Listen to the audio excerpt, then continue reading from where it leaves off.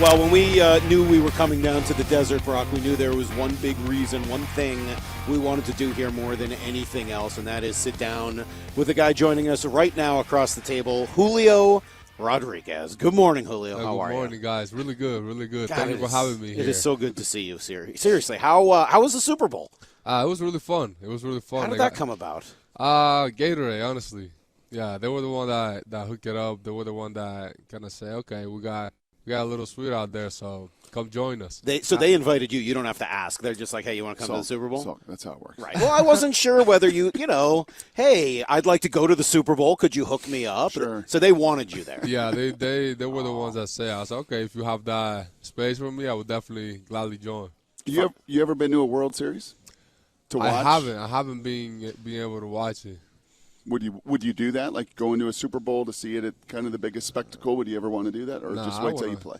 I want to play in the World Series. I don't want to go watch a World Series. You didn't find Taylor Swift while you were there, did you? I mean, she was probably on the suite somewhere out there. I don't know. Okay. The smile is so great. All right, let's talk some baseball. Let's start with last year, and then we'll kind of get to where we are now. How was it? What did you learn about yourself and about the game last year? I mean, I would say a lot. I wouldn't go a lot into detail, but obviously there's a lot of behind the scenes stuff that happened. Like I said the other day, a lot of people might not see, but obviously I'm the one kind of experienced it all. And I feel like I learned a lot. Even though I was able to put up a decent season, even though I was going through a lot of things, it was good. It was a good learning experience for me, and like I said too, it's gonna serve me well for the rest of my career, and just to be able to know how to prepare, know how to do a lot of the things that maybe held me down a little bit last year. That I feel like that's what's gonna be able to separate me along the road. When you say that you were going through some things last year, from the outside, we try to guess what's going on, right? Because we see you and. I'm going to use the word struggling in quotes. You were struggling for Julio for a little bit during the year, and we wondered anyway if there was some extra pressure on you, the All-Star game being here and all the kind of added responsibility that gets thrust on a star player who's got something like that at home in his backyard. Was that challenging at all? I wouldn't say challenging. I feel like there was just a lot of things that came even before that, but that's just kind of part of the game, I feel like you can say pressure, you can say, oh, he was – maybe trying too hard or things like that, but I just feel like there are things that could lead to that, not just a moment itself, because if you see at my rookie year, the same situation that I was doing, I came up in my second year, and I was doing just fine. And a lot of people, I feel like, just forget that, but, that's kind of how it is. If you don't remember what's in the past. Even me, you always trying to get better. But a lot of people forget that in the same situations, I was just coming through every single time. And it got to the time that, let's say, we would start the game, and it will be all right. But then once we get down to the wire, then I will always come through. So I feel a lot of people forget that, but it's fine. We always gonna keep building on that, and it's okay. We're gonna give them new memories. But yeah, that's kind of how it is. How big was the baseball in August? It was the same size, but I just feel like I was able to see it a little bit better. Are you sure? It looked like it might have gotten bigger for a few weeks. It might be a little bit brighter, but I don't know about that. What is that like? When you get locked in like that, what does it feel like? It just feels like everything that you actually were working on is actually paying off.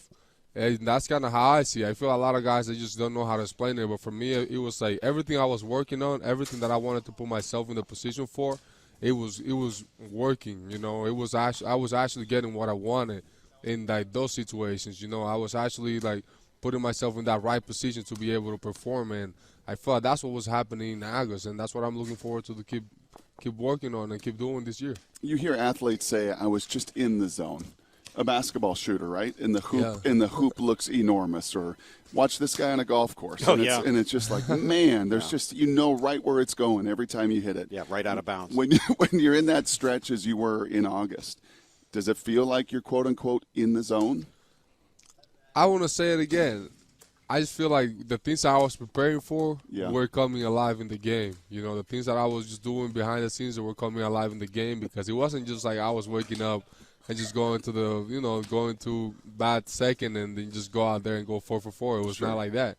So it definitely felt like everything was just kind of clicking at the right moment. Are those mental or physical things, or both? I feel like it will be a little bit of both. You know, I feel like once you put yourself in a good position, I feel like everything just look a little bit more clear, and that's what you're talking about. That the ball looks a little bit bigger. Yeah.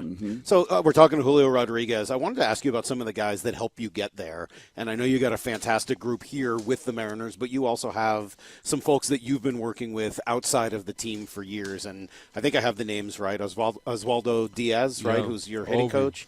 Tell me about him, and I want to ask you about Yo Murphy as well, but tell me about Diaz. I mean, Ovi, man, like, for the people that knows him, they know, like, he's different, man. He's different. He's just somebody that he will get to the core to you. He would, like clean your thoughts out. He would, like, always, like, kind of not say the right thing, but even if you don't like it, he will say it to you, you know. I feel like I don't have people in my corner that will sugarcoat things, you know. I feel like I'm well used to it, like, kind of growing up that to people tell me things straight up, and I feel like he's somebody that will always be real for you. He will always be in your corner, no matter how up, no matter how down you are, and, like, he will always go out there and show out, you know, for you.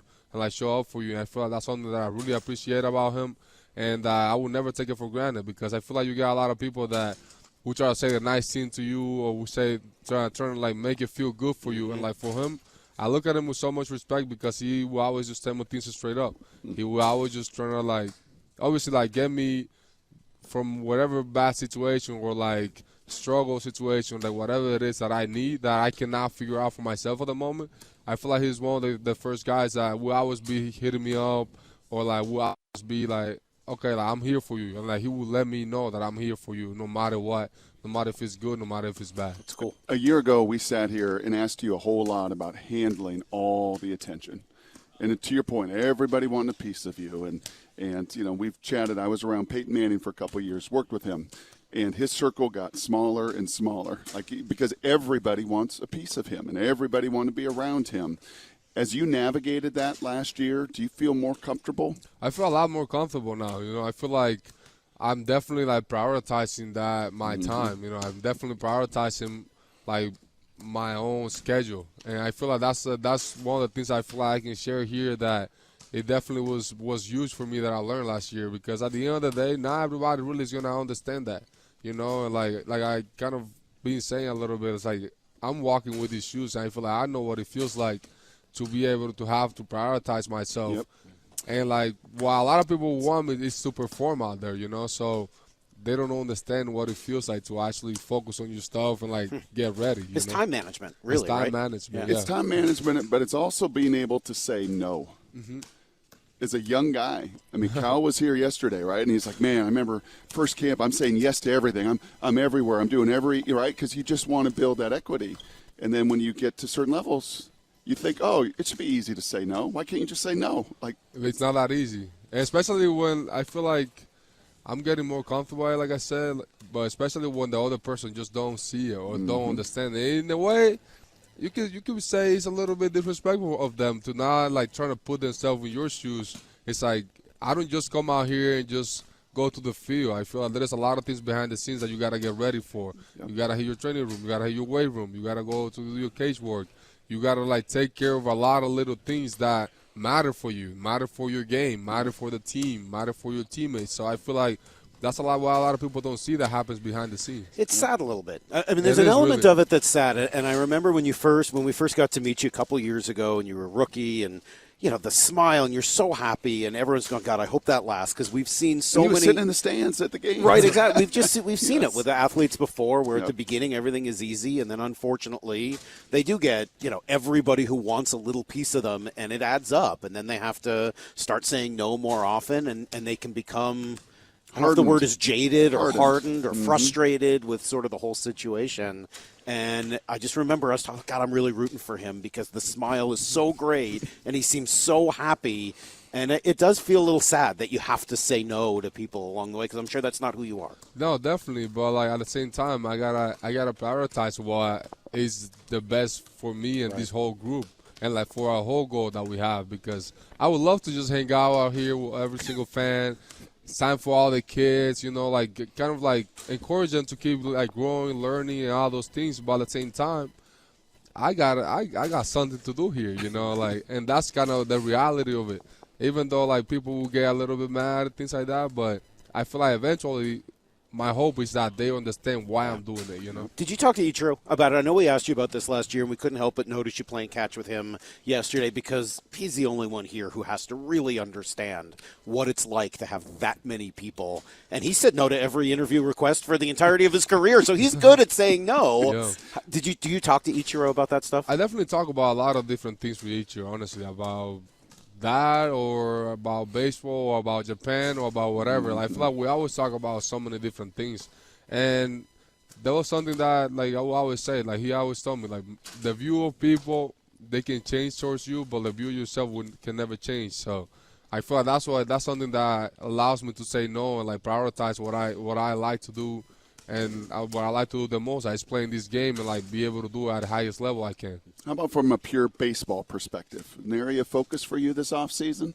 Hitting, throwing, moving, an area you really watched yourself last year and, like, okay, I want to go to work on this? I mean, like a lot of people say, like, or like a lot of people know to say like that.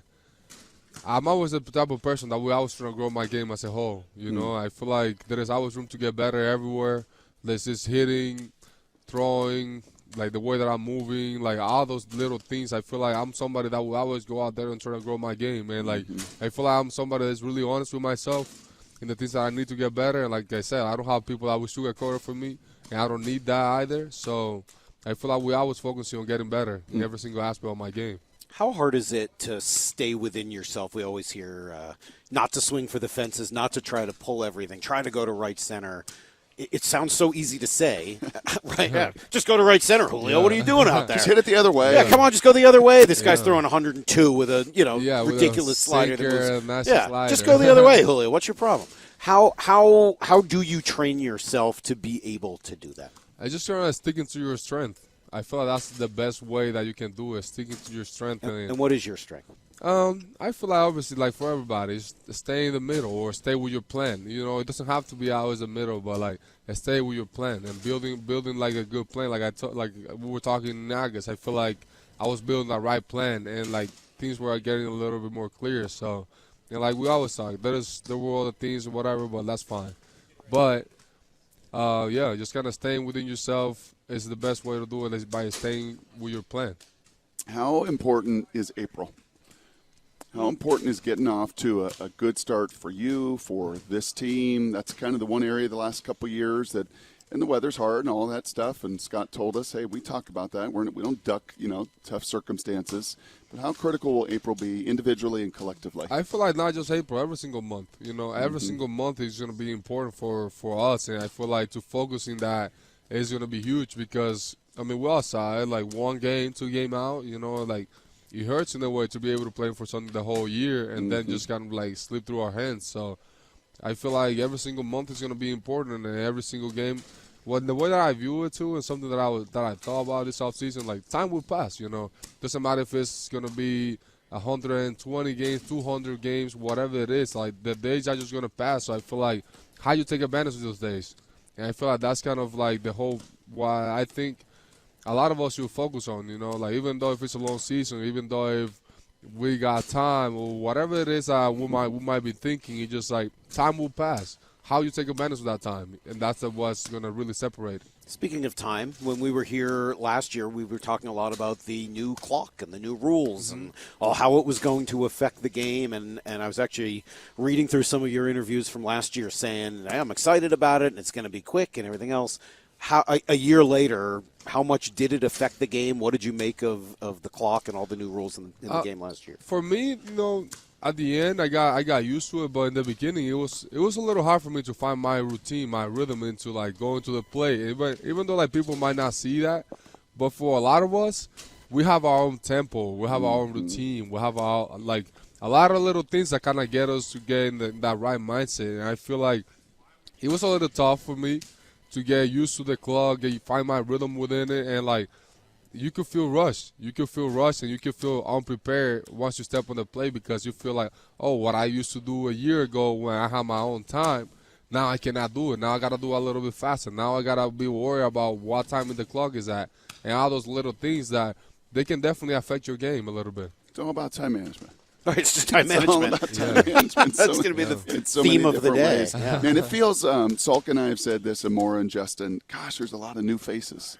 Guys are walking in and out of these doors. I'm like, is that Jorge? Is that, who's that over there? Does it feel new to you? I think, almost 50% of this roster, when it comes to the 26-man, will be new compared to not being here last year at spring training. Does it feel new to you? I mean, it is new, but I feel like a lot of the guys I've seen them or play against them or like kind of saw them at some point through the years. Mm-hmm. I feel like it is new, but at the same time, it's kind of familiar. I feel like, in a way, you can tell what you're gonna get throughout the year. So I'm excited. I'm excited about it and see how everything's gonna play out. How about this new offensive coordinator? I'm excited about that. Football guys like offensive coordinators. The minute that happened with Brant Brown, is you've started to talk to him, and this plan starts to go in place over the next month or so. Will we see that as fans, as viewers of the game, like, whoa, this is a new little offensive system they got going? I think that's going to be a really huge help for us.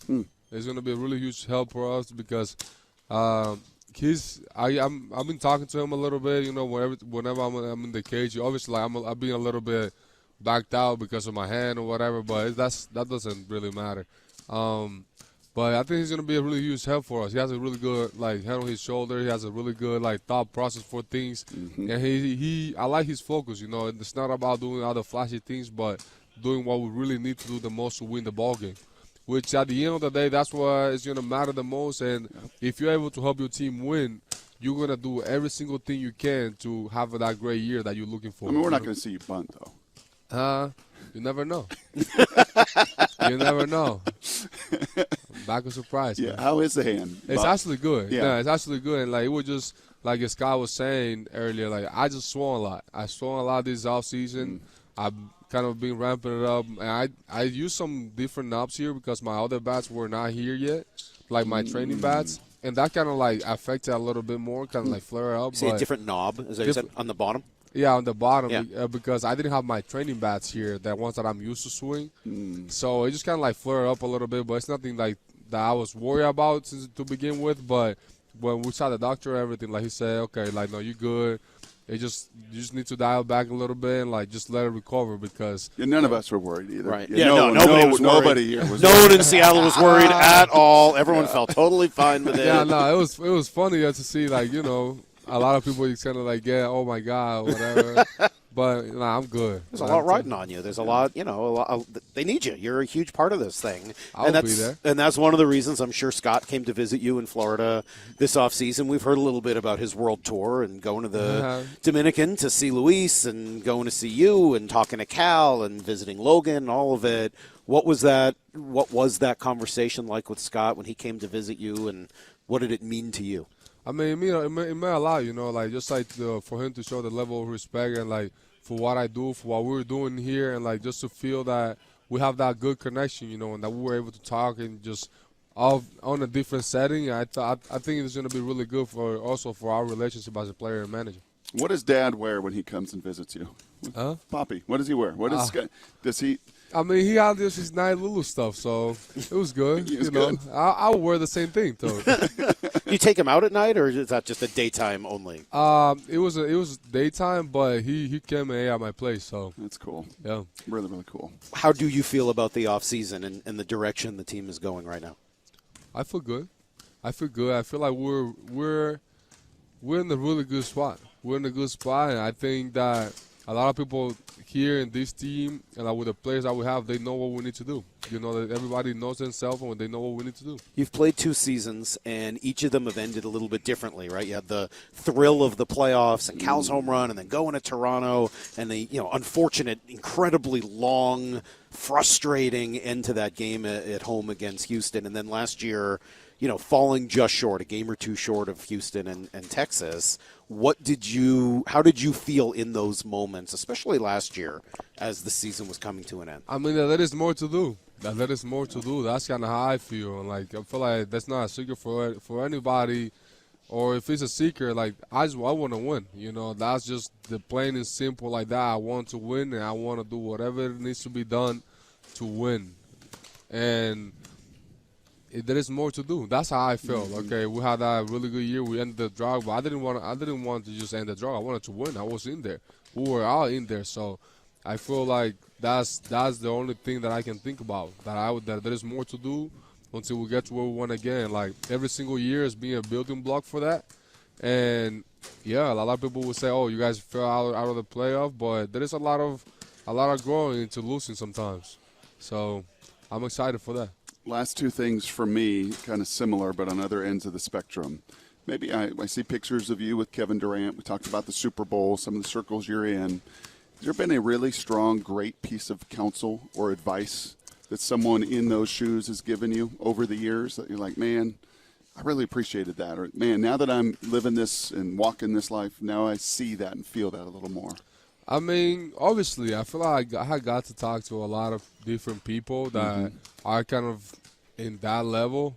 And it's just cool to see, like, the drive and the kind of similarities of a lot of our thoughts. And in the way that it just feels refreshing to be able to hear somebody that, let's say, Kevin Durant, that have been in the league for, 15 years. Yep. And it was just refreshing just to have, like, a really good conversation with them and just kind of see that maybe the path that I'm in is not – it's not so bad, you know, or like the things that I'm doing is not so bad. So I feel like eventually I want to be able to like be at the same spot, just kind of like keep passing it along for the next guy. Yeah, pass that baton. And then on the flip side, when we see a Felnine Celestine, right, we see Colt Emerson, we see these young, talented guys.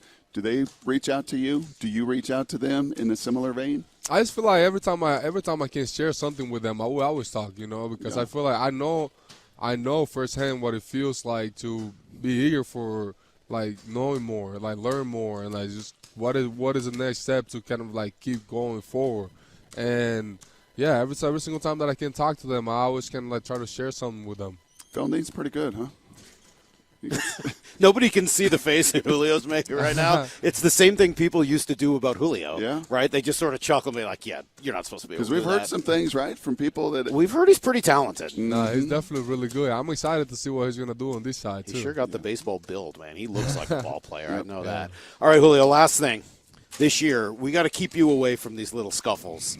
We got to make sure that, you know, you're not bear hugging people. We don't need any punches thrown. How are we going to stay away from the drama this year? I mean, I just feel like I'm not. It's not that I'm not a big you're drama person. You're a peacemaker. I'm a peacemaker, right. But at the same time, you know, it's just I'm with my team, and whatever comes with that, like whatever needs to be done, we're gonna do it regardless. All right, let me just confess, I just totally lied. I love it. It is my absolute favorite. No. I like when things get a little intense out there. It's fun. It's good for the game. Yeah, it's not even that it's good for the game. This is my team. You know, this is our teammates. I feel like we grind together every time. You know, we're here. We fighting along each other. So I feel like whatever needs to be done, I'm going to do it. And that's just the type of guy I am. Aside of anything, that I'm with these guys. And whoever's on the other side, they got to be respectful, you know. Like, if you want to beat us with the game. Don't try to do any funny stuff.